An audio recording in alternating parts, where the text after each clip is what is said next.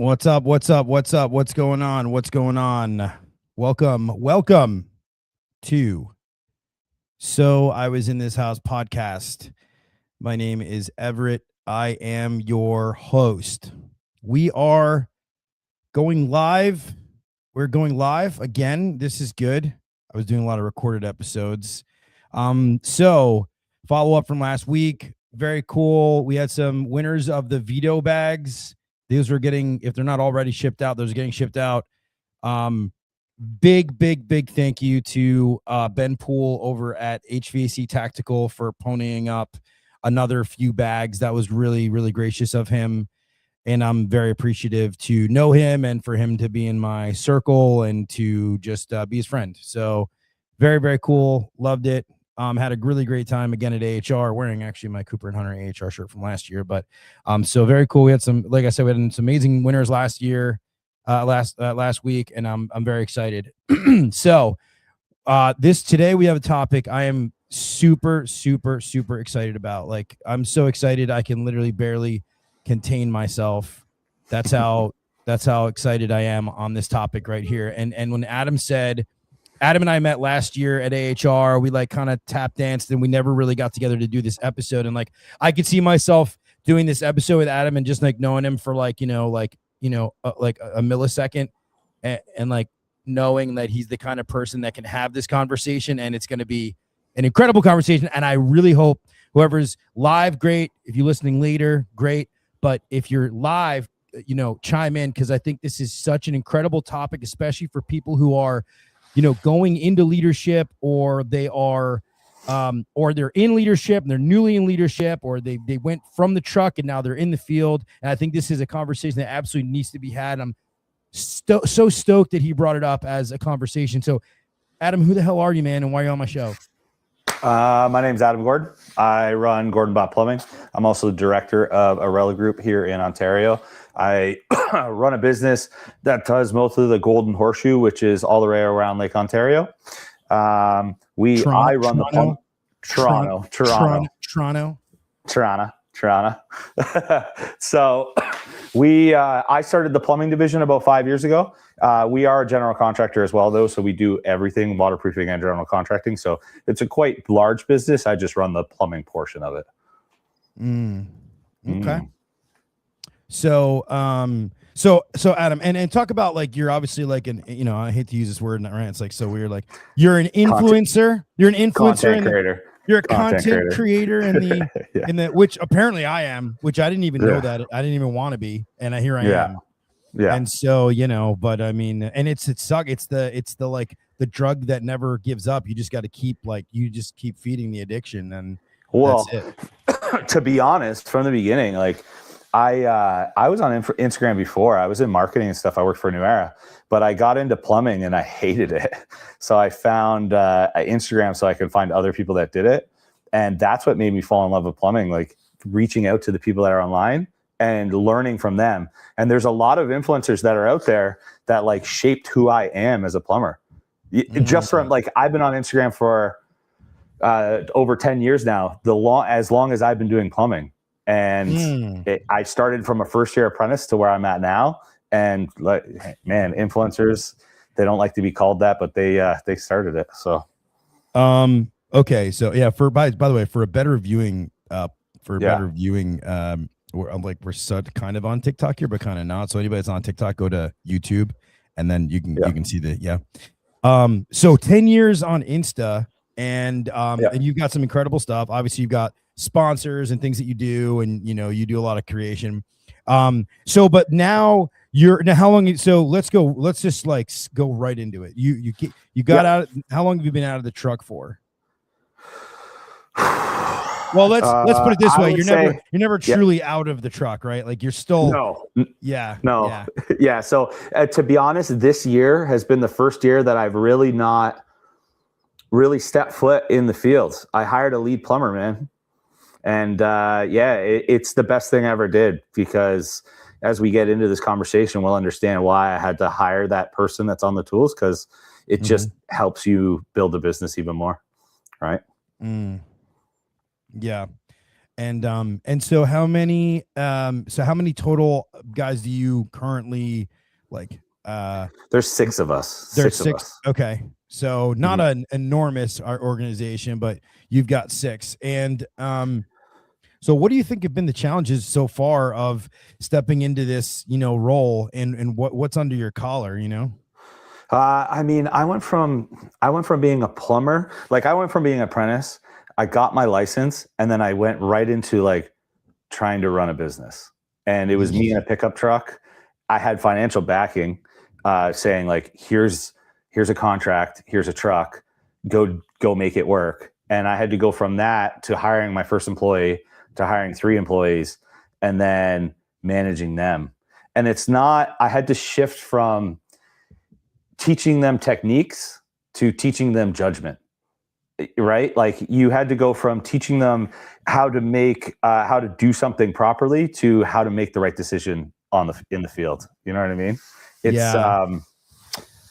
It's difficult, man. It was like starting a whole new apprenticeship altogether. It was a leadership apprenticeship, and I'm still in it. I'm not a journeyman, not at all. This is something that a lot of people have a hard time with. They think that because they're good in the field, right, that means that they'll be good managers or they'll be good leaders. And that's not the way. It's not the way that it works. You can't. No. It's another skill set. And I'll go one even further. And this is like, so just because you're a good trainer doesn't mean you're good at managing people. And yeah.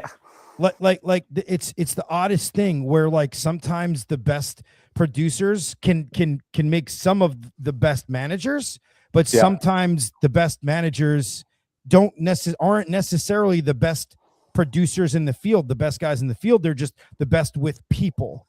And this is something that a lot of businesses have a hard time dealing with, and you're doing it like on your own, like it's your company, it's your dollar, it's your money on the line, right? It's your reputation. Well, I think it's funny. There's stuff online that I sell the business like it's my own business because I started it. It's not my business, but I run the department, right? So like I treat it like my own. I mean, if I don't make money one month, that's on me. You know what I mean? Like it's hard. So yeah, I just wanted to say that because there's so many people online like, you're not a business owner. I know there's an owner. I'm like, no, I run the department. This is my department.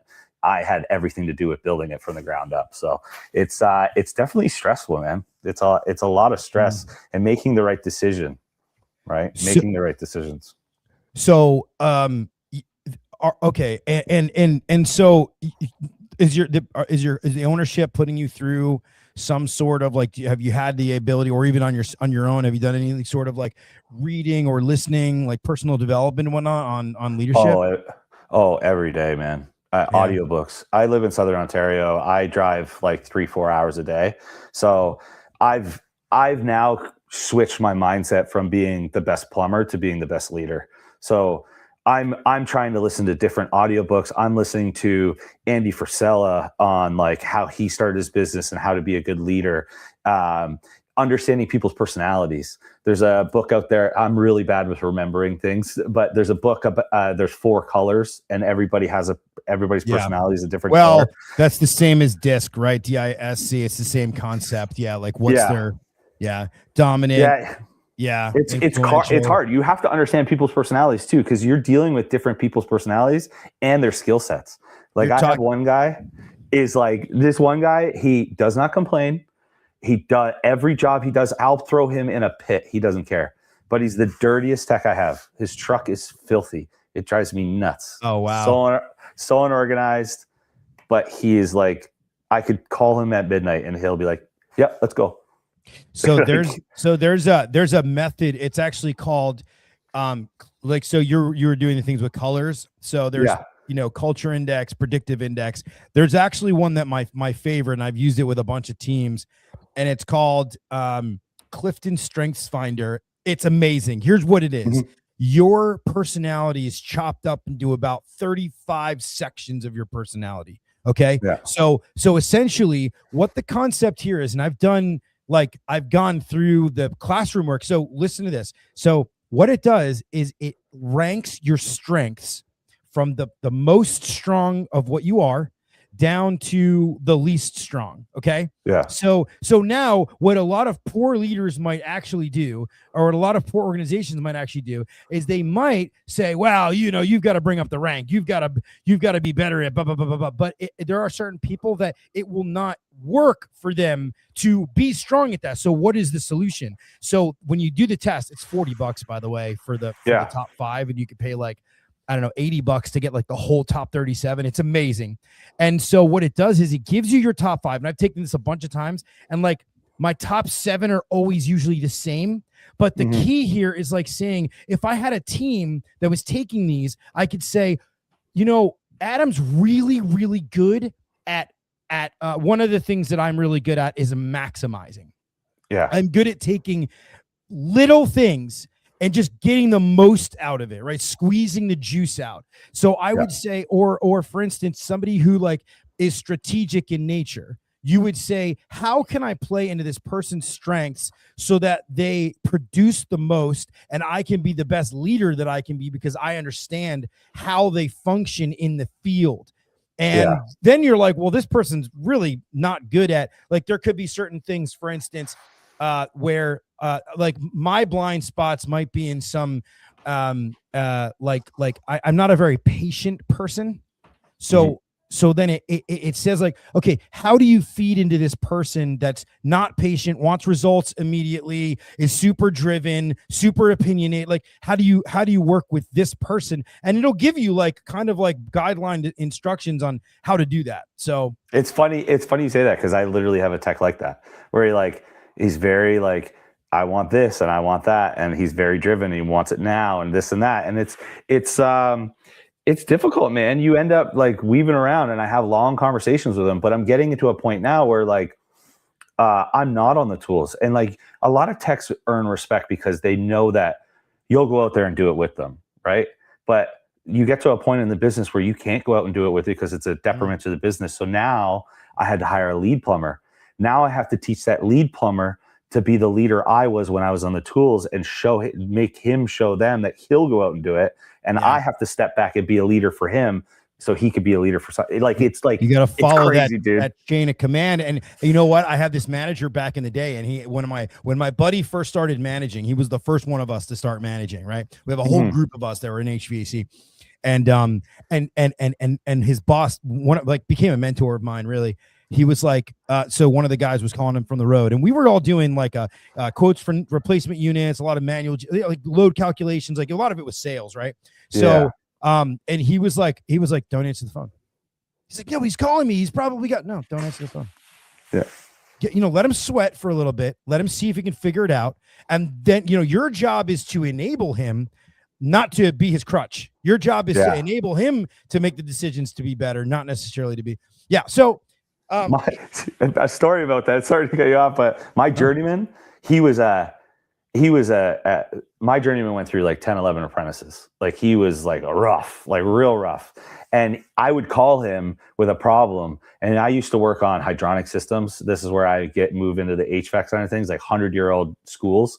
And I'd be like, it's doing this, it's doing that. I don't know what's going on. He's like, so what do you think it is? How do you think you're going to fix it? And I'm like, I don't know. That's why I'm calling you. And he'd hang up the phone. And he's like, I will not give you the answer until you give me a few solutions that you think. And then I'll say, why don't you try this, this, and this? Yeah. You're going to come with problems. You got to come with solutions. Yeah. 1,000%. Hey, I think this is the right thing to do. What do you think? And he goes, I think that's a good analysis, but I've been in this before. Try this. You know what I mean? It's like, that's hard. How do you deal with it in a world where everybody wants the answers right away? Everybody wants the answers immediately. Everybody wants everything, and lickety split. Like, nobody wants to put the work in to get it, because things have become, dude, AI is changing the game. I talked to a company yesterday that you will be able to diagnose an actual air conditioning unit by speaking words into this app, and it will tell you what's wrong with it. I know people that are already building a GPT for boiler maintenance and boiler troubleshooting, where you type in what's going on with that specific boiler and you say, this is what's going on, and it'll tell you step by step how to fix it. So that's not like, that's here. That's not even like coming down the pike. Like, that's here. But then it goes to then it's like, okay, we're allowing, we are allowing the robots basically to make all the decisions, to figure out what is what, and is it flawless? Maybe it's flawless, maybe it's not flawless. Brett is in the audience here. He says, you listen to any audiobooks written by Marines. Leadership is drilled into Marines, so I imagine there's some good books out there from the Marines. Well, no, but I did read a book called Extreme Ownership with Jocko Willink, who was a Navy SEAL. He was like Jocko, I read that one. He's fantastic. He's amazing. Well, that book makes it easy, because it makes it easy to know whose fault it is if the team fucks up. Yeah. Adam, it's your fucking fault. Yeah. Like, it comes down. He told there's a story in that book. There's a story in that book where, indulge me here for a second here. Okay. They're like going to take out these, like, insurgents or whatever it is, right? It's like Taliban, like they're in Iraq. No, they're in Afghanistan. They're like, okay, this is the building. This is the building that we have to take out. It was like, they have the whole area. It was like Ramadi. Okay. So it's like, they have the buildings all numbered out. Long story short, they're like, we got to take it out. We see him. We got to get him. We got to get him. And he's like, are you sure? Are you sure? Like, yeah, we got to get him. We got to take him out. We got to take him out. And they paused for a second and they were like, okay. And then he goes, wait a minute. Hold on. Don't attack. Don't attack. This is like, literally, they're about to take out all these people. Yeah. It turns out that last check, they were friendly. They were about to kill all their own people. They messed up the two buildings. There was one building with all the bad guys and one building with all the American soldiers, and they were literally about to take out all the American soldiers. But the point of that chapter in the book, I don't know, you read? Is that the book? Yeah, you read? I did. But I'm like, I have to read things over and over and over again. But I remember Jocko's. That stayed with me because he quite literally said, like, like, it's almost like measure twice, cut once. Like, he was like, let's do this again, right? Let's just check one more time to double check. And I think in this field, dude, we don't do it enough, man. Like, dude, plumbing, I do it. HVAC. I think I do it too much. Really? I find myself blaming myself for a lot of things. My tech makes a mistake and I go, man, how could I have prepared him more? How can I have coached him more? How can I have done this? How can I have done that? And like, I have, things are getting a little negative in the team or something like that about a certain job or whatever. And I'm like, am I the point? Did I talk negative to them? Did I create this? Like, I'm always second guessing myself, which I know that's a great aspect of being a leader, where you take fault for a lot of things and you put it on your shoulders. But sometimes I have to like be like, no, these guys messed up. Like, I need to give them hell. Like, I don't give them hell enough. It's tough, man. It's hard to do that stuff. Well, the fact that you're thinking about it is like really good. So I've been in the whole leadership game here, going from like being just a team lead, right? Like, and then my path was a little windy, but like probably close to darn near, 7 or 8 years of my like career. And I got to tell people out there, man, like, I hate to say this, it's just like, I love leadership so much. Like, I love watching the light bulbs go off. I love watching it all happen. But man, I could tell you, like, the stress of it all, you start thinking about, like, when you were back in the field, or you start saying, oh, I didn't have. In order for a leader in an organization that he doesn't own, okay? Yeah. In order for a leader, like a manager, a service manager, a sales manager, okay, in order for them to be successful, the ownership, the management, the leadership in the building, they have to enable that leader. You cannot bring a leader in to do their job and then not give that leader the trust to go ahead and lead.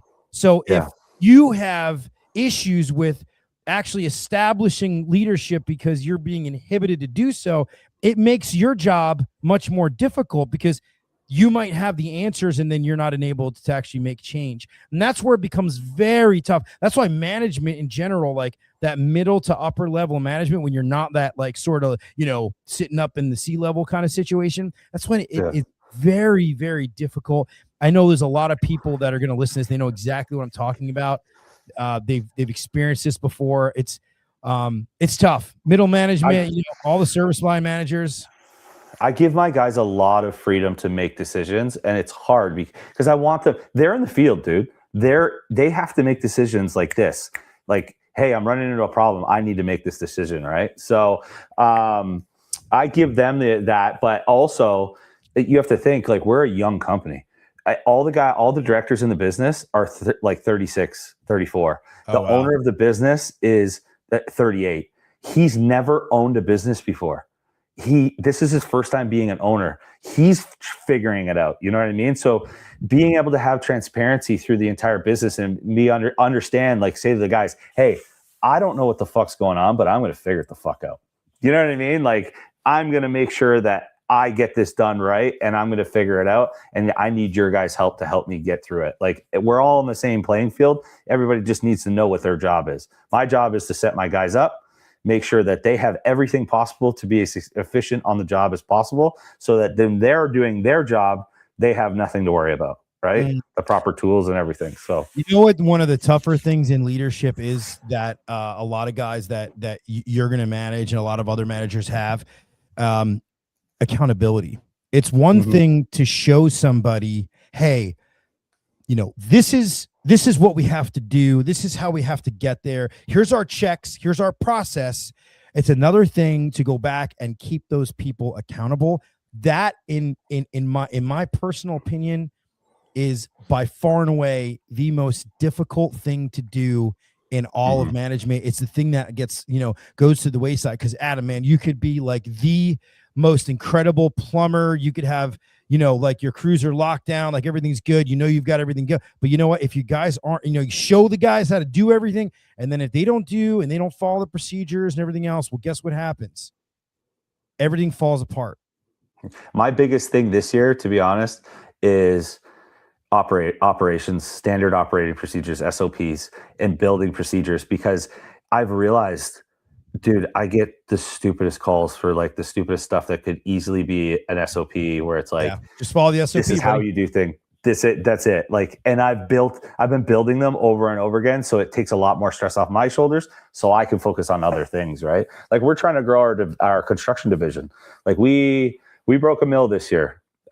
In 5 years, breaking a mill, which is fantastic for plumbing. You know what I mean? So I have goals, and we grow towards them, and we grow as a team. And I'm forever a student. That's the biggest thing. I will always be humble, and I'll always be learning from somebody. Like I always have to learn. That's so refreshing to hear, dude, because I never step out of the classroom. I'm always listening to something, and I love that other people that do that too. So a lot of guys like you that are doing that too. And there's a lot of guys that are like, they don't step foot in a class. They don't put the audiobooks on. They don't put the podcasts on. They're not learning. HVAC Blogger says managing each technician's unique personality is also a challenge. It is, however, being malleable, is a part of being a manager, right? So like understanding your strengths of your team, that makes an incredible manager, but that also means that you have to be malleable. You have to change somewhat, right? Yeah. Like you can't just be so rigid in what you do that you're going to lose people. And look, that may be the way you want to do it, right? You only want to attract people that are okay with your management style. But you're going to lose potential people who could be high producing players. Again, my opinion, like I said, managed teams now for almost a damn decade. Yeah. I just think you lose people at that point in time. I want to get Wood Floor Chuck. I love you, dude. Never stop learning. Guys, I am so grateful. I'm literally so grateful to the chat. I'm grateful. Sam Telly, he won the bag last week. We got a lot of people who won the bag last week from HVAC Tactical. And I'm just, it's going to amazing places. I am fortunate enough. I do have a sponsor. I'm just going to throw on a little. Cooper & Hunter's new peak unit runs efficiently up to 19 SEER 2 with BTU capacity that ranges between 18 to 55,000 for indoor and outdoor units. Compared to a traditional gas furnace, Peak's revolutionary design is ready to step thanks to its adaptive multi-voltage. True high-performance hyper units provide a 100% heating output at -13 degrees. Looking inside the unit, the new M-Coil is highly efficient and provides a better airflow, that reflects in a higher static pressure. Our Smart Kit is included, giving you access to control your device from the comfort of your phone. PEAK stands for Powerful, Efficient, Auto Voltage Detection, and Quiet. To learn more, visit our website or talk to your local distributor. Cooper & Hunter, addicted to comfort. I always find it amazing when I'm doing a live stream, when I like throw the commercial on, I lose like 10% of the audience. Like how's that? I'm like, oh gosh, I'm so sorry. And it's like they, like people go up to the commercial, they go up to the Sam Telly's got a lot of things to say here. He says, dude, Sam Telly, I was gonna say Sam Telly's one. I love this one. Because understanding your weakness. Let me just read it. Let me just read it out loud. Always need to be flexible. Understanding your own weakness is invaluable, and needing to accept you can learn from someone without the same experience as you is a necessity. Yeah. It's understanding your weakness is my biggest thing that I took from that, because I love that. I know what my weaknesses is. My weakness is consistency. I have a problem with consistency. My ADHD brain, I go like, okay, I'm focusing on this. And then all of a sudden I get busy. And then all of a sudden I'm like, oh no, this process that I told myself I'd do every day, I forgot doing it. You know what I mean? Like consistency on everything. So I know what my weakness is. So when I'm having an interview with someone, I'm talking to them and I ask about their weaknesses, I want to see what their weakness, I want them to tell me that they know what their weaknesses are. If they don't know what their weaknesses are and they think they're perfect, I don't even want you. Like, I don't want you at all. Like, you're always going to be learning and working on something, right? So why do you think you're not good with consistency? Because a lot of little mundane tasks get pushed aside, and when you push those mundane tasks aside, they start piling up. So I actually started using Motion AI, my calendar scheduling app. So they have those little tasks. So I'm able to schedule all my days in, and then in my little blocks, all those things that I forget to do will remind me that I need to do them. And it's fantastic. Like just checks and bounds. Google reviews. Like I'm responsible for replying to Google reviews and putting them in, because I pay my guys for Google reviews. You get a review, you're getting paid $5 per review. You know what I mean? Like I want to incentivize my guys to do this stuff and talk about this stuff. But if I don't go back and do it, then my guys get mad because they're like, yo, it's been 3 months. I haven't got paid for reviews, and I've got 5 reviews or 10 reviews. You know what I mean? So, you know what I got really good at is, and this is like super old school, man. And I know it's like, so obviously I have I have an app that like my reminders and my tasks and all this kind of stuff, bro. I write that shit down. Like I have like a leather bound, I'm not even kidding you. Like I have like an old, like medieval looking, notebook that I just like write things in, and I open it up and I got the page right there. And it's like, I just want to, I go right, dude, get yeah, go get it.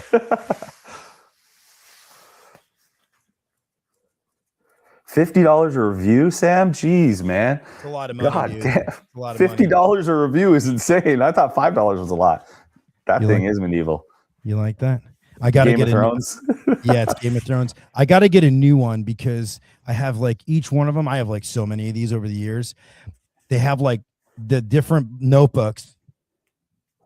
They have like different like memories. They have like different. It seems so archaic, right? But you know what? When I see this is the thing. And then I'm going to talk to you people out there who are out in the field giving quotes to people. Okay. When you give a quote to someone, everything is digital these days, right? There's no manual copies. I am going to be the unpopular vote here. I'm going to be the unpopular one. I'm going to say, guess what? I bet you $1 bazillion that you're more effective leaving quotes and leaving a piece of paper behind than you are with not, because it's a physical reminder. And dude, people's houses these days are so sterile, right? Like newer generation, bro, go into an old person's house. They've got stuff everywhere on the walls, on the, go to grandma's house, man. She's got stuff hanging out all on the tabletops and everything, like little trinkets everywhere. And then you go to like a Gen Z or millennial's house, right? Bro, it's empty. It's empty. And I'm telling you, my wife doesn't like things on the counter. She's like, no, I don't want the toaster on the counter. I'm like, why? We use it every day. Like, just leave it there. Well, now when it comes to like that kind of stuff, Yeah. the kitchen, I agree with now, and I fought her on this, but she's actually right. Like we put everything like below the and I don't like love it because I'd rather it be out, but like it does look nicer and cleaner at least when But the rest of the house, I mean, where's all the stuff? Nobody has stuff anymore. Are you incentivizing all reviews are only positive reviews? To be honest, I have 295 reviews currently. 3 of them are negative reviews.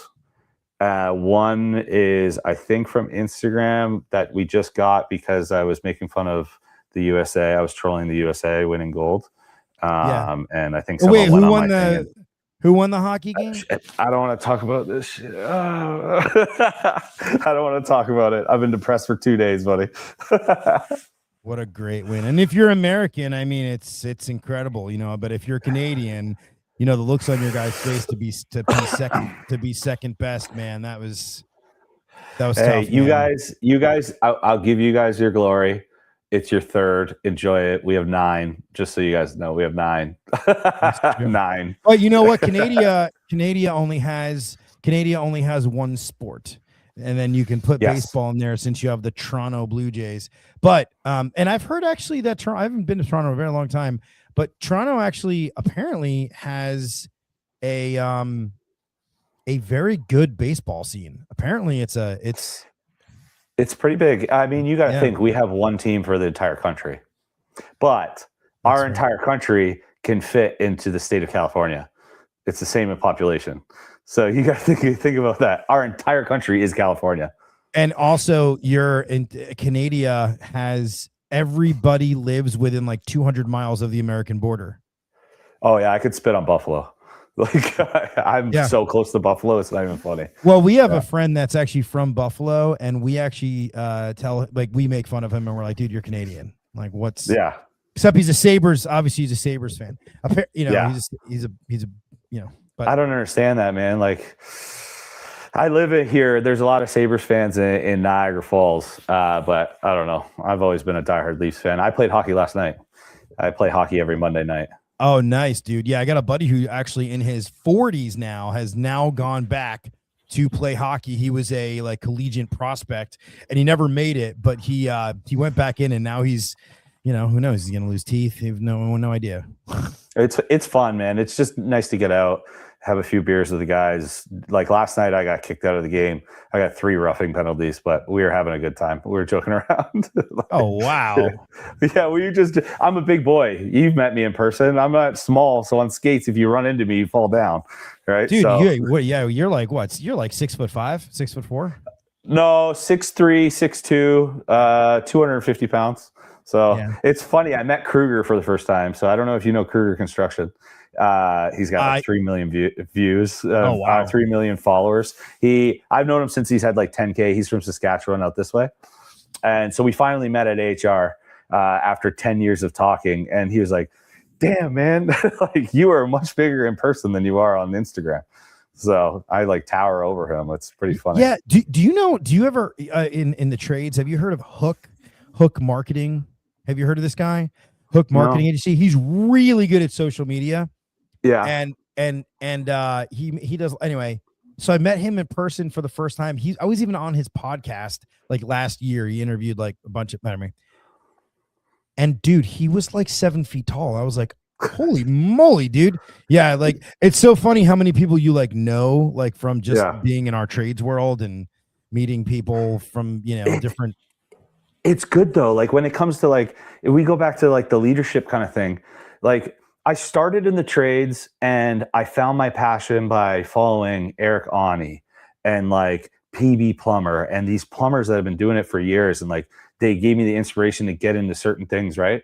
And then I start running a team and running a business and doing this stuff. And then I start talking to other plumbers and other HVAC guys and other just blue collar workers that run businesses. And I become close with them and kind of pick their brains on how they run them, how they do leadership stuff. Like, I've even learned from you already. I want to pick your brain about that. What did you say? It was click or clack or What the book? Clifton Strengths. Oh, Yeah. Because I was talking about the colors. You said it's the same thing. Oh as the other yeah. one. No, I think so. And actually, interesting. The way it was taught to me was Canada does hurling well, by the way. Curling. Curling. Actually, it's data driven. So they've done this like 2 or 3 million times, and so they view it as a very data, because the people that put it together are the same people that do, the Gallup polls. You ever seen Gallup as a very big polling organization? Well, they're a data company. That's what they do. So they've done it a whole bunch of times. I took a whole like thing with this like trainer on it. It was really, really cool. Well, see, this is the thing. You probably have people that push you into these training courses. Like we haven't. We've just like, you gotta push yourself, figure it out, and that's another big thing, man. Like when you don't have someone pushing you and you're at the top, how do you stay driven? Like I've caught myself getting stale, and like the one thing that I love saying is consistent discomfort creates consistent growth. I think that, and I always love thinking about that. And I have to put myself in uncomfortable positions so that I'm consistently growing. Because if I stay comfortable, I'm stalled. There's nothing. Everything like goes out the window. Get comfortable being uncomfortable. And I'll tell you, there's a lot of people that like to stay in the nice, comfy spot that they feel, and they'll never grow. Because it's like you have to feel sort of cramped inside your shell to actually shed your shell. There's a really cool video. It was like a rabbi, and he went on there. He was talking about this lobster, and he was like, lobsters shed their shells, and there's like a hormone that's like released in their body that lets them know, oh, it's getting kind of tight in here. Well, like scientists like took away that ability for it to know, and like it just didn't know, and it died inside of its shell because it didn't know it was time. It had to feel that discomfort in order to actually shed the shell, the big lobster shell. It's crazy. It's wild. Same thing with my guys. Like I take it from Jocko, because Jocko is like, there's always says, someone says they had a bad day and he's like, good. And my guys will call me and be like, man, I was like, how's your day? And they're like, man, that was shit. I was dealing with this customer. I was dealing with that customer, this and that. And I'm like, good. Like this day was bad and it was hard for you. It means you learned something. These are good days. These are the great days. You know what I mean? I've shown that to every single team since I've saw that video. I've shown that to every single team that I've been a part of. I've shown it multiple times. Here's something that I like to do, and I've done this with a couple of teams now. I like to do personal development with my team. And so as a part of, in addition to, let's say, process training and technical training and sales training and service training, all this other stuff, I like to put personal development in there. So I've actually done, like, have you read the book 7 Habits of Highly Effective People? I've heard of it. Yeah. So in that book, there's like PDFs you can print out where I would go and we would work on one of the seven habits every couple of weeks. So we'd be like, one of them, for instance, is shoot for the win-win, right? Or one of them is sharpen the saw. And it's like sharpen the saw means like working on your own personal self, and that helps you in yourself. So every couple of weeks we would do that, and it gives everybody more of a sense of like they're building themselves up. And not enough managers understand that if you build the person up, the person then builds your company up, builds the interaction in the house, interaction with the people, interaction with their work. They become better people. By better people, they become better employees. By becoming better employees, you have a better company. Yeah. It's all connected. Yeah, but we don't but there's too many like really poor leaders out there that actually don't spend the time to do that, and people kind of can't become like recyclable, right? And then they so, but here's a little now this is kind of controversial. It might be off topic a little bit, but the position that I'm in and the positions that you've moved from being on the field to now being a leader to growing the team of tradesmen, Are we blue collar still? Yeah. Yeah. You're still, you'll always be a blue Yeah. collar. I thought about that today. Yeah. Yeah. Are you're we still blue collar still? Because there's a lot of controversy online. Like, hey, you run a business. Oh, he's not blue collar. Look at his hands. He's not out there working every single day. There's a lot of these 1 and 2 man shows that are like, well, that guy, he just runs a team. He doesn't do the work. He's not blue collar anymore. And it's like, are we blue collar? Now I'm just in a different role. I'm running a blue collar business. I can go back on the trade whenever I need to. Like, here's the question, right? Does it actually matter? No, it doesn't. I know. It's just like bullshit. Yeah, but you're also, in a very influential position. You're also very influential as a person. You have your own personal brand and everything else. Yeah. And that brand is a blue collar trade. And so now that you are not necessarily in the field, it's like people are like commenting on you got what, 30,000, 50,000 followers, whatever it is. It can work against you, right? Because people are like, oh, this guy's not blue collar anymore. You know what I'd tell them? Tell them to go fly a kite.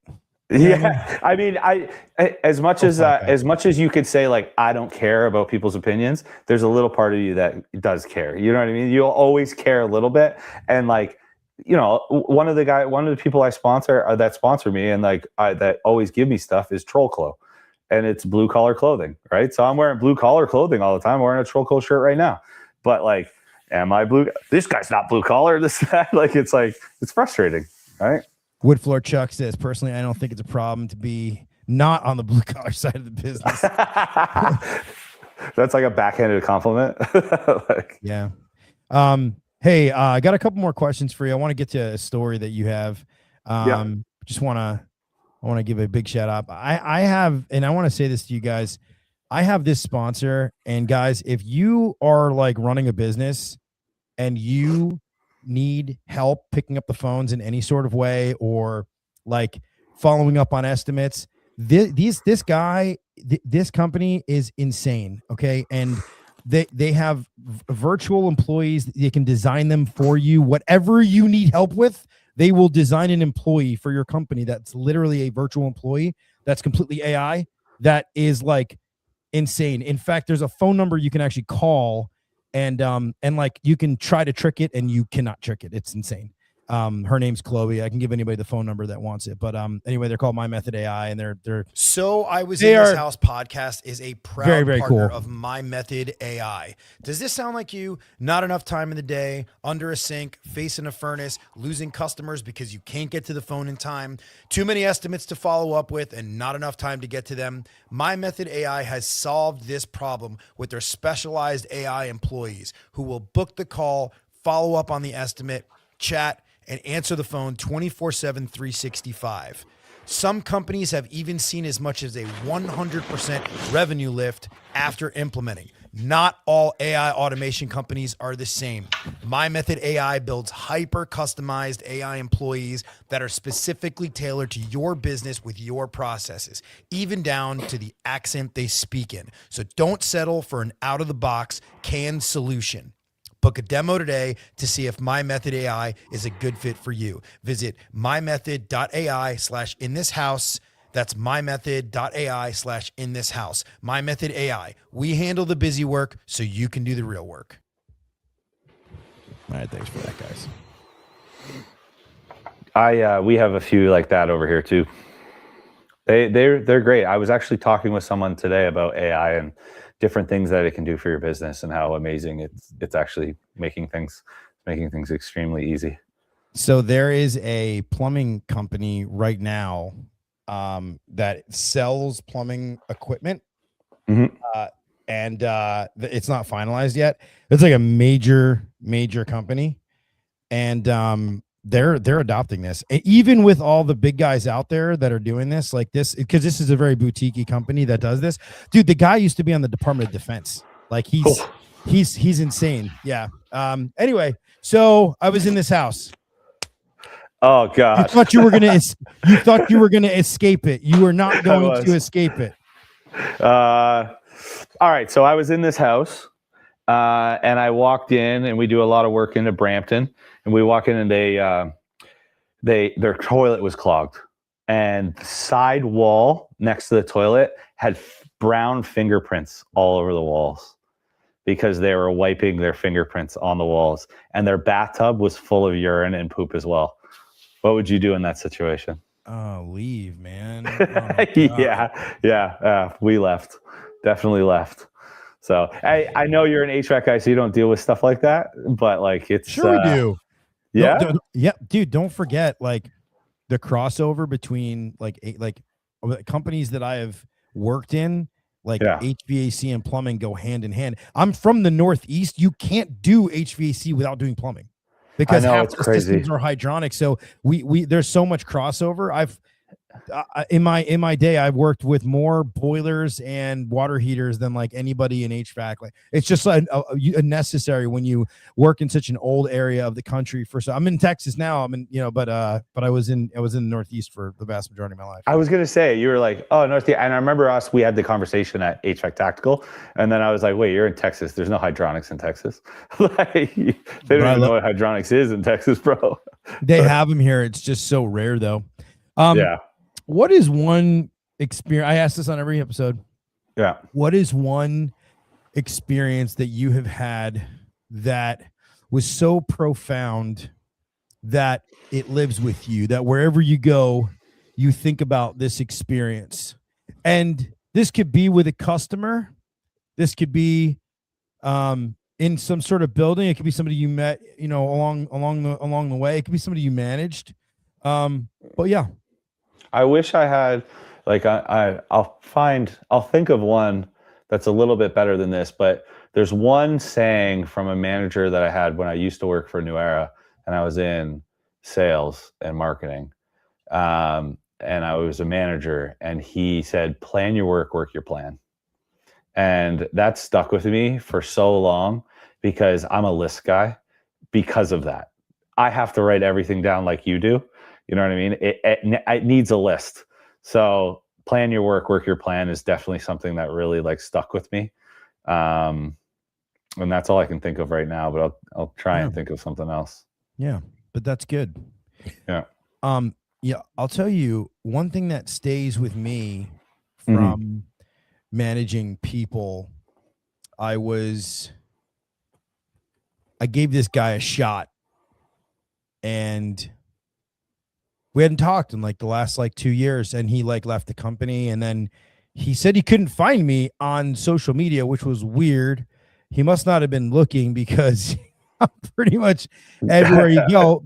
But he found me on TikTok. I don't know. And he found me on TikTok. And he wrote me this letter, this message on TikTok. And it was amazing. I went through there, and I was, all the pressure and the stress and the strain and the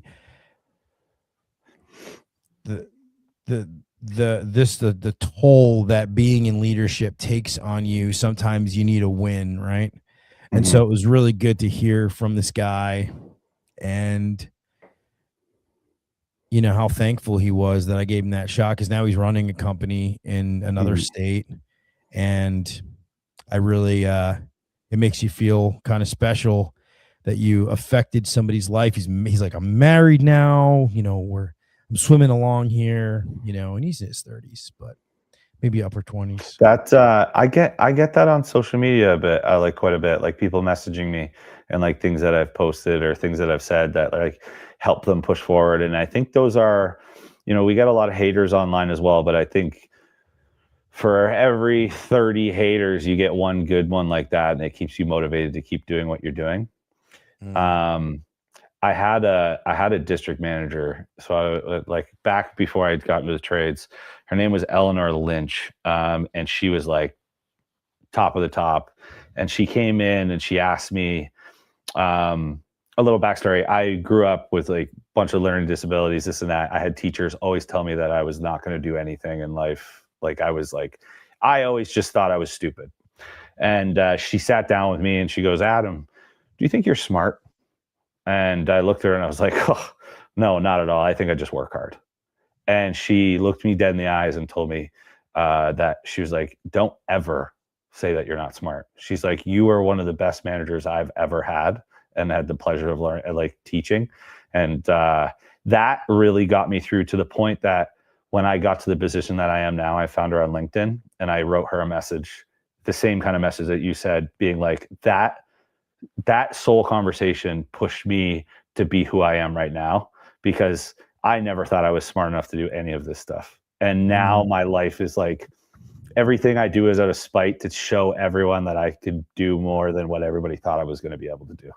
You know what I mean? And like, that's big. I like that. Yeah. So have you ever seen any of the clips from School of Hard Knocks? Yeah. Yeah. My son came home the other day and he was upset just about some things. He's 16. He was kind of stressing out about some things, and he was talking, and he started talking pretty dangerously about not like harm or anything like that, but just like mindset dangerous about like, oh, you know, this freaking system is rigged against you kind of thing. And, you know, if, you know, all these people that have, you know, the money, they you know, they're the ones that make it, and blah, blah, blah, blah, blah. And, you know, because he's like trying to figure out what he's going to do with his life. He kind of knows, he kind of doesn't want to know, doesn't know.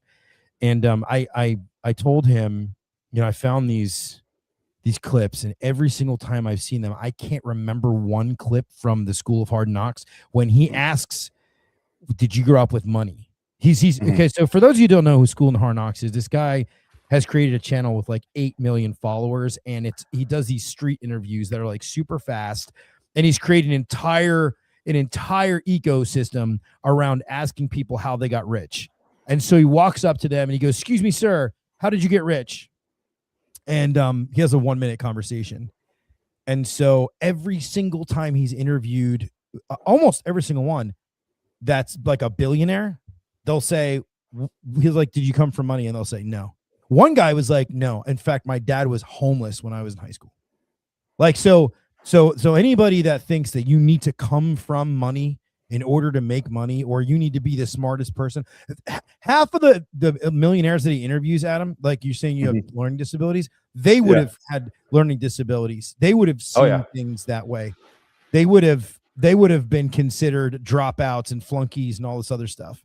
And the wealthiest people that I know are all working in the trades. And the wealthiest people that I know are people that probably barely graduated high school. So I had a kid come up to me in a service call. Like, you have me now spitballing all this stuff. I had a kid come up to me, and his mom was there, and I was trying to help her with, like, there's a clogged sink or something, one of his service calls.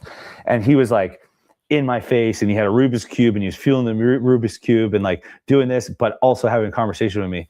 And I looked at her and I was like, he's got ADHD, doesn't he? And she was like, he just got diagnosed this week. And I remember looking at the kid and telling him, I'm like, you got a superpower, you know that? And he's like, what? And I'm like, how long did it take you to figure out that Rubik's Cube? He's like, a few hours. And I was like, that's because you can hyper focus on stuff. Just because you have ADHD doesn't mean you're stupid. It means you have a superpower, and you're going to do huge things in life. Because I truly believe that. You know what I mean? How many people do you know that have ADHD that are like crazy focused and can be, they get through anything? It's nuts. I actually, so they call it like a neurodivergence, right? And it just, I mean, it really just means that you think differently. One thing I'll say is that I have known people in, you know, that are even influencers and people who are constantly in front of the camera and stuff like that. I've met a lot of these people, and I've met like these super, like, there's not one person that's successful that I have met that you would consider to be a weird, like not a weird person. Like all of them are weird, including myself, dude. Yeah, straight up. Including myself. I literally, I have to now, I realized I go back because I have to like disclaimer, like people that work with me. I literally have been answering people with like questions recently and going, hey, dude, I'm just weird, man. Like, I don't know what to tell you. I'm just like, I don't think the way people think. I don't like, I can't, you know, like, I don't work the same way. I like me when I'm the most productive, I have to be like in my own little world. you know, and I'm not talking about like on a job. I'm talking about like when I'm doing other things like strategizing. Like, dude, I need to like be out on a walk or like in the yard or like, you know, I think the best ideas come when you're like, I don't know, you're literally like, you know, I'm trimming the hedges or something like that, right? Yeah. It's crazy. It's why. So sorry. Someone in TikTok, because I know our TikTok chat's out of there. Someone in TikTok said, "Until you stop washing your hands before you take a pee, you're blue collar. Until you stop washing your hands before you take a pee, you're a blue collar." Oh man, dude, that's Trey. That's Trey. Trey's an incredible service technician in HVAC. What's weird about this is there's all these people in TikTok, and they can't hear you. They can only hear me. So really? Yeah, it's like really weird. And I'm like, I just wrote a note in there like, hey, for like a better viewing experience, come over here. Yeah. Well, because I couldn't invite you to the. It wouldn't let me invite you. Yeah. Oh, weird. He says he has ADHD. It's funny because my cousin was the one that first started Orella Group, and he sold it to the other owner, Scott. And my cousin found out he was autistic because everybody used to call him the autistic because he was a machine, like insane. And he has 3 kids, and 2 of his kids are diagnosed with autism. And it's a 90% chance that it comes from the father when 2 or more kids have autism. And he is like, autism and ADHD are so freaking similar, and we get along so well. It's crazy, but he's just the smartest dude. The guy built this business, sold it. Now he does day trading in the morning. He moved to Morocco and just day trades for 10 minutes in the morning, and then that's it. Like, is that's all he does. That's really, he makes enough money on that. Like he's just like, he's a whiz, dude. It's crazy. It's nuts. I think I think for people like that, for instance, especially when they can like trade large amounts of money, there's this lack of fear. Yeah. There's a lack of fear. So and they empathy. can like there's that too. No, it's crazy.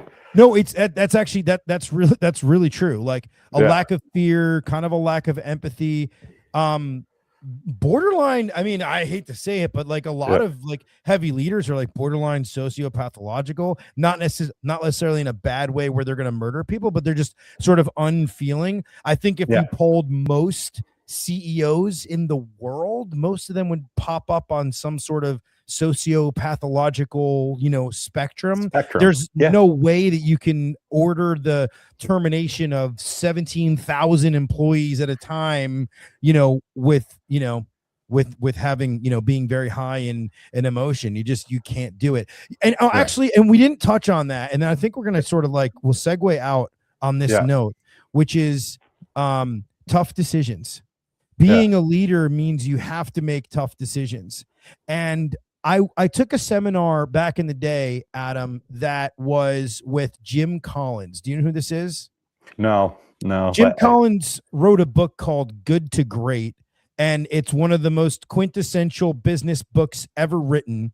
And he studied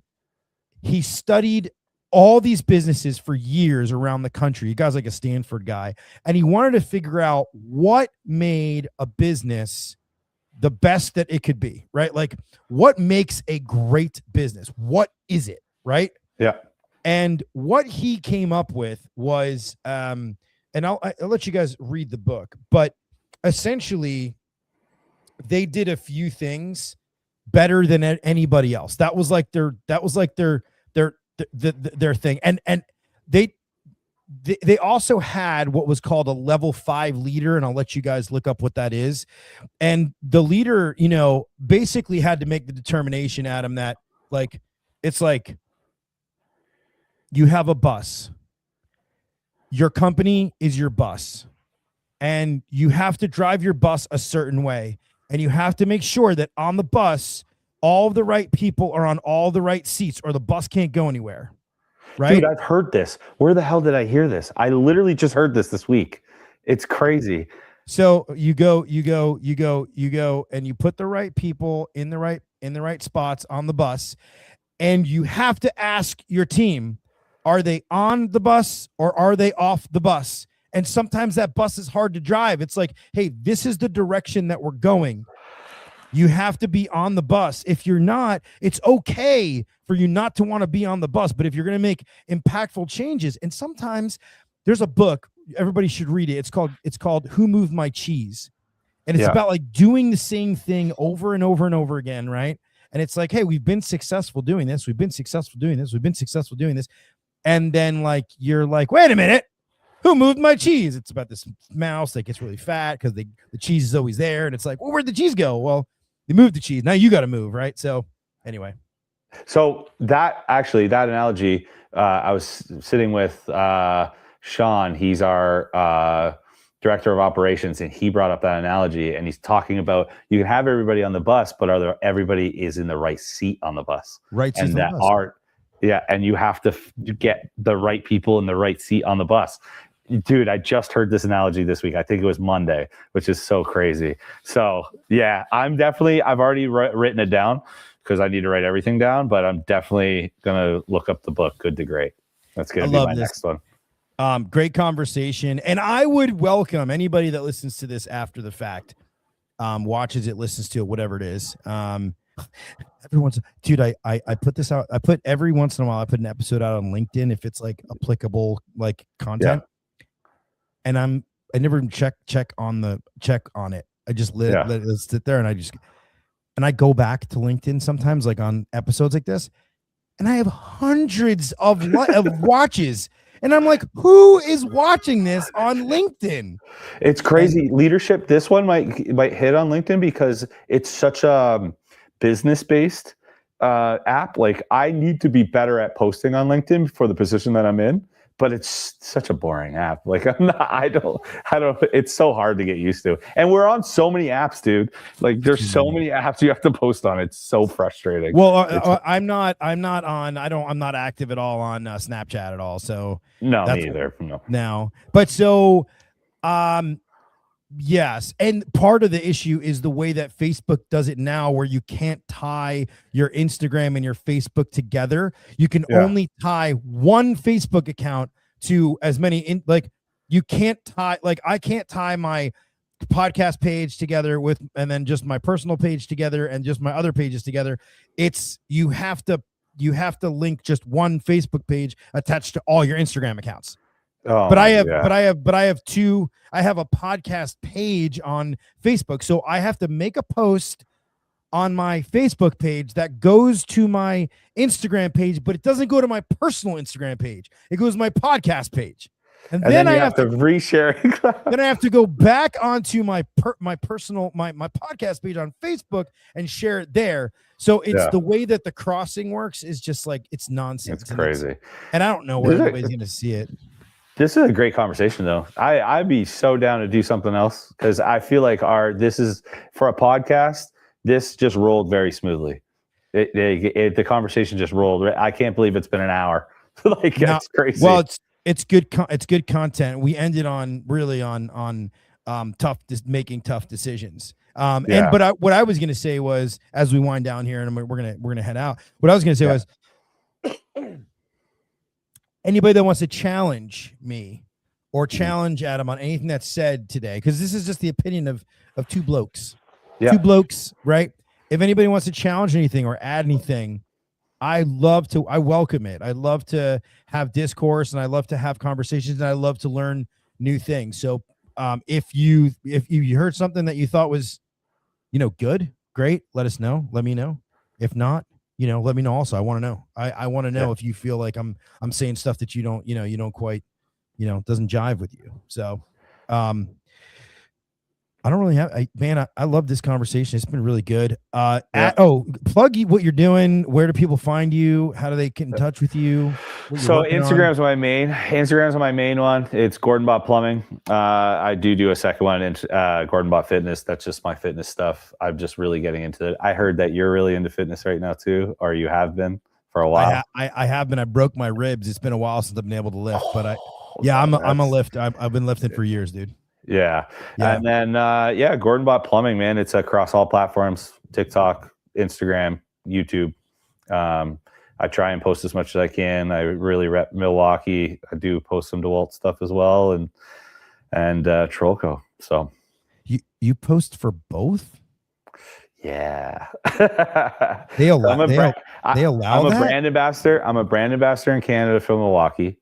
I am a brand ambassador for Milwaukee, but DeWalt does send me things, and I do post for DeWalt as well. And Milwaukee knows about it. Wow, that's Yes. nonsense that they allow that. I've actually had this conversation now where people are like, I had a CRM that has like an AI entwined in it that I had to kind of like turn down, or just anyway, like it's weird because you can't have a sponsor and then have another sponsor that does the same thing. It's just not, you can't do it. Well, you have to think like Milwaukee doesn't pay me; they just send me tools. Oh yeah, no. So if they understand, Milwaukee doesn't pay anyone. They understand if you're not paying someone, no one's signing a contract that says you can't promote other tools, right? Yeah. So it's allowed. I mean, you go from there. Do you speak Spanish? What is this? HVC blogger wrote in the chat, Que viva los Doyers. I have no idea what that means. Oh, Dude, I think he's saying French. Oh, I think it's Dodgers. Oh, LA It says Dodgers. I think it's long live the Dodgers. Oh my god. Oh god. Yeah, we Canada's taking a hit. Canada's taking a hit. We lost the Blue Jays, lost the Game 7. Our Olympic team lost the gold. Our ladies team lost the gold. Our Leafs suck. Like, you guys are slipping. You guys are McDavid slipping. lost in 7. McDavid lost in 7 in the Stanley Cup. Just think, if you guys were a part of America, you would have won. You would have had the gold. Yeah, you guys would adapt 9 more. We'd have 13, and then Russia wouldn't be our rival. Do you know that Russia has 9 and we have 9? They're actually our rival, which is crazy. Yeah, I've heard that. It's pretty wild. I gotta say, watching that game was nuts. And so, like, you want to talk about like longevity of a family that, like, teaching your children how to do something, bro.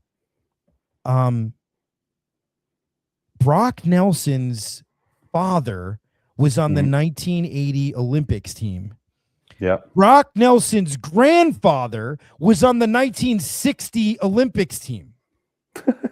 3 generations of Nelsons. Yeah. Okay, Brock Nelson, I don't know who he plays for now, but he used to play for the Islanders. But that's a father, a son, and a grandson that all have gold medals in the Olympics for hockey. And there's only 3 of them. 3 times. Yeah, and they were all on the team. That was insane. That is. Did you know wild. that the Hughes brothers developed their hockey skill in Toronto? The Hughes brothers lived in Toronto all through their minor hockey league, and they learned. So the guy who scored for you Jack guys Hughes. to win the gold is Canadian.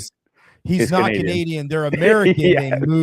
They moved to He's a Canada. dual citizen. He's a dual citizen, and But he played for America. And you know what the coolest thing about that was? There's a viral video going around with Jack Hughes in it when he was one of the youngest players drafted, and he was drafted by the Toronto Maple. Was it Maple Leafs?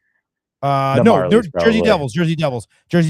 Yeah. And I guess he grew up a Yankee fan because he's all decked out in Yankee gear after he got drafted. And Jersey to New York, I mean, it's like 2 minutes. Yeah. So he's at the 2019 where Toronto was playing the New York Yankees. And there's a picture of him. He's 18 years old in 2019, and he's there. And I'm a massive Yankee fan. So for me, it was like very exciting to see the Olympic gold winner sporting the Yankee hat at Yankee Stadium after he got drafted, and then he wins the gold. Wild. But congratulations. They're fantastic hockey players. They're fantastic hockey players. The Hughes brothers. They're fantastic. Yeah. That was probably the best hockey game I've watched in a very long time. It was so fast, and the skill was absolutely insane. Like it was like nail biting. Yeah. I can't even understand the amount of skill that these guys have. It like blows my mind. Just like, dude, getting onto the ice and just skating in general is nuts. And then what these guys I've done it since I was 2. So like for me, I'm like, I've skated my whole life. So, you're born with a pair of hockey skates on your feet, right? So. But then again, I'll go watch a review of me playing, thinking I'm skating so fast, and I'll watch. We have a thing called Live Barn, and all the arenas you can connect to it, so you can see your games. So I'll go on there and be like, "Man, that was a fast hockey game," and we look like turtles on the ice, like skating. Yeah, it's not even close. No. It was a very fast game. It was a very good game. And I give it up to just, I mean, it was almost a coin flip. It's just, you know, it's just what happened, but the better team prevailed, and that's what happened. So yeah, no, the better team didn't prevail, but everybody but I'll tell you, was it the Guadro brothers, and then when they had the baby come out and they my gosh, that was, dude, I like almost cried. Yeah, that was probably the best thing they did for sure. Dude, like, he got was killed in they got killed in Jersey, and which is actually really Philadelphia. It's like right outside of Philadelphia where they were. And there's this like section of Jersey that's like right near Philly. We don't own it. Like us, like the Jerseyans don't really own it. It's even though it's legally in the state of New Jersey, it belongs to the Philadelphia Eagles. Yeah. And or the Flyers, if you will. But it was sad. It was super, super sad. And the fact that they both died on the same day, a day before their sister's wedding. My God. You want to talk about a heart-wrenching story. Yeah, terrible way to honestly, them coming out and bringing out the jersey and seeing his parents in the stands and bringing the kids out for the picture, like that is like, that's the epitome of hockey, man. Like that was the most hockey moment I've ever seen, because it's like that's what it's all about. You know what I mean? Yeah. So, dude, awesome conversation. I can't wait to have you back. We're gonna put a panel together. I have a million guests coming on this week, guys. Later on this week, I actually have a world-renowned service and sales trainer. He's been around since like the 1800s. He owns Service MVP. His name is Joe Crisera. He's fantastic. He's incredible. He's the famous guy that his tagline is, well, what should we do? That's his like thing. What should we do? I'm going to have him on the show on Thursday. So I'm doing 2 shows this week, which is nonsense, but I've just been so busy. I have to catch up on this stuff. Check out some audios that are out. Great conversations, guys. Keep reaching out to me. Keep sending me your stories. I keep sending me the stories. Keep sending me stuff. Keep tagging and posting and liking and sharing. And please hit the like button on YouTube and all the other platforms. Adam, I appreciate you, dude. Guys, awesome. And I will see you on Thursday.